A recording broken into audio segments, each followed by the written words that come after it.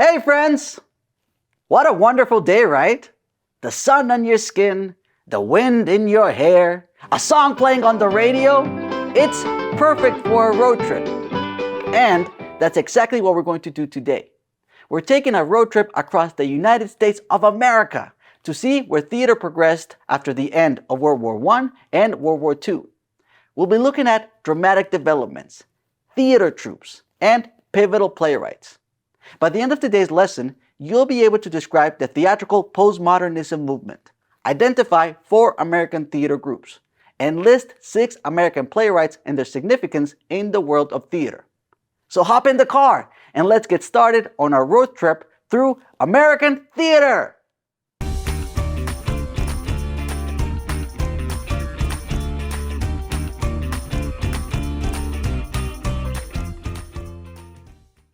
And our first stop is dramatic developments. Now, you may remember that our last lesson covered some styles of theater that were reactions to World War I and World War II. Well, theater continued to develop after the devastating world wars. Postmodern theater emerged in the mid-1900s. Post means after, so postmodern basically means after modern. Now, this can kind of be confusing because now, our current time is what is modern, right? Well, not exactly. Modern, in this sense, refers to modernist theater, which spanned from about the 1880s to the 1930s. Modernist theater included movements like naturalism, symbolism, surrealism, futurism, Dadaism, and expressionism. Wow! I know! That is a lot of isms. Don't worry, we're not going to cover all of them right now, but you can check out the PDF for some more information about them. Postmodernism developed from the mid to the late 1900s, after modernist theater, and was a reaction to it. Postmodern theater can include other styles, like theater of the absurd. It is a revolt against the rules and structures of things like realism. And postmodernism does have several characteristics to separate it from modernist theater. Let's take a look. Typically, postmodernism does not have a linear storyline or any kind of cause and effect plot where something happens as a result of something else. Postmodernism is more interested in the characters rather than the plot. In fact, postmodern theater cares so little about plot that it doesn't matter if there is a lack of consistency or continuity in the story. Instead, postmodernism allows disparities to exist without trying to explain them. Many times, styles and moods are juxtaposed or combined that were previously thought incompatible. Several dramatic forms or media forms may be put together in what is called a pastiche style. Postmodernism strives to break boundaries between cultures, art forms, performance styles, and more. Many times, postmodern theater is reflexive. It calls attention to how it is made or that it is a performance. You may have heard this referred to before as being meta. Postmodernism is based on the concept of there being no grand narrative. There is no great story to tell, no great moral themes or easy answers. Postmodern theater raises questions rather than provide solutions. Postmodern productions deconstruct stories so that the audience can then decide for themselves. In America, the postmodern deconstruction often involved the dismantling of the American dream. That dream that hard work and big dreams could achieve the loftiest goals. Let's look at an example. Buried Child by Sam Shepard was written in 1978. The play centers around a family on a farm that breaks apart in the economic slowdown of the 1970s. The setting of the farm definitely reflects the American ideal. However, when the traditional family structure and values break down, it demonstrates the disillusionment and disappointment current audiences felt regarding the American dream.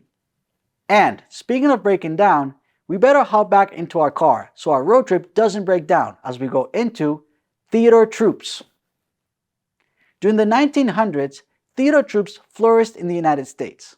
Some specialized in training, while others mounted productions or toured across the country.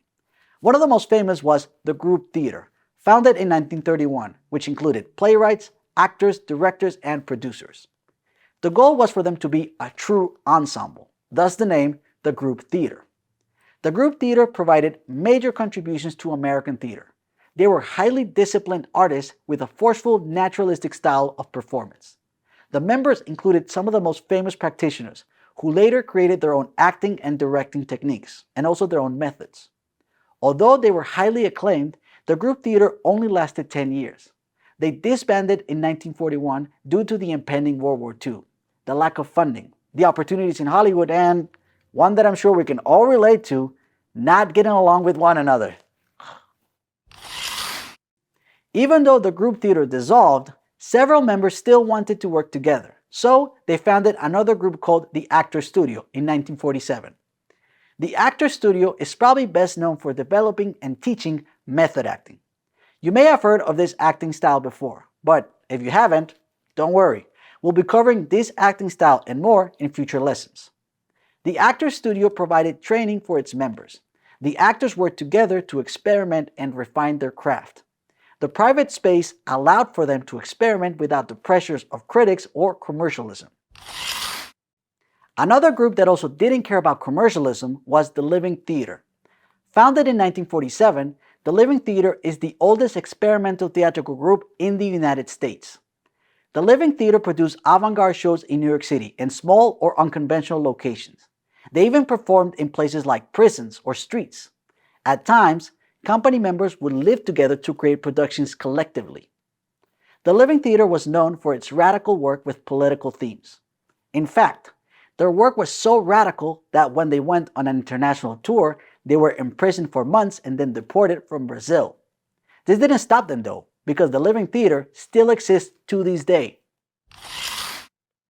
And speaking of theaters that still exist, this next one is also still open in New York City.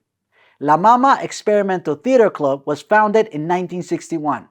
Ellen Stewart, a theater director, producer, and fashion designer, began creating shows in her basement boutique.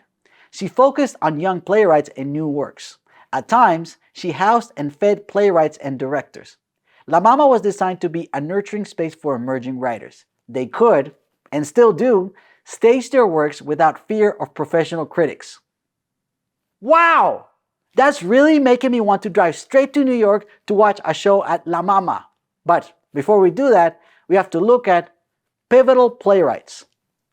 Now, when studying American dramatists, we have to start with three who are widely considered the foremost American playwrights of the 1900s: Eugene O'Neill, Tennessee Williams, and Arthur Miller.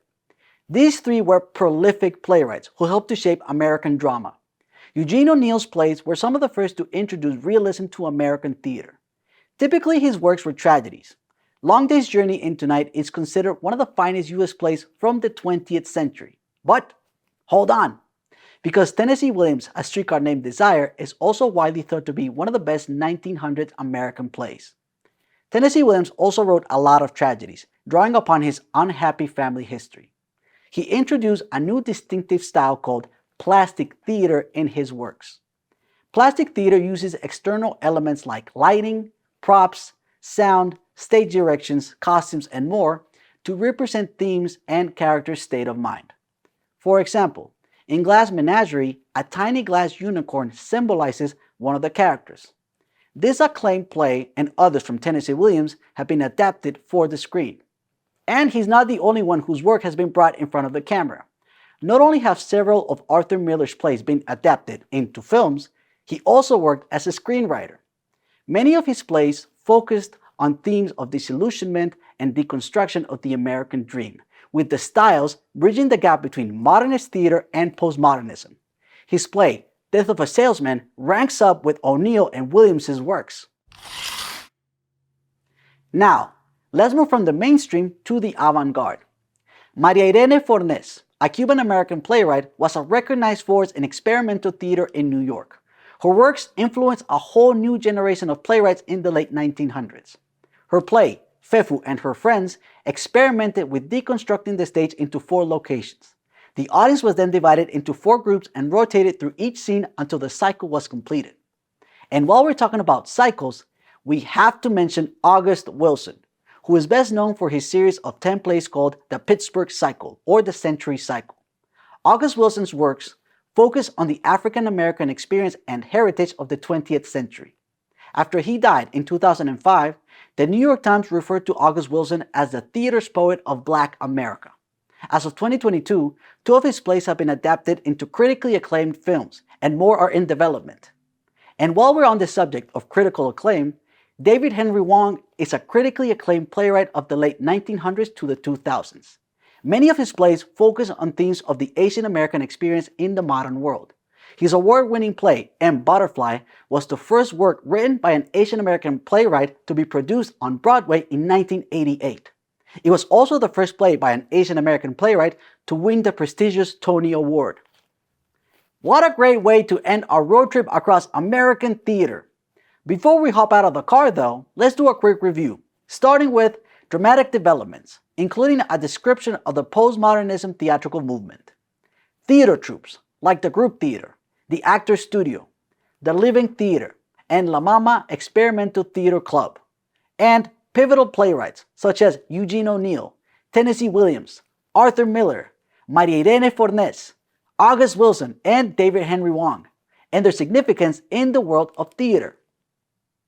Don't forget to check out the practice questions and PDF to prepare for our next unit. Tech Theater! Until then, remember, in theater, like in life, the limit is your imagination. Hey.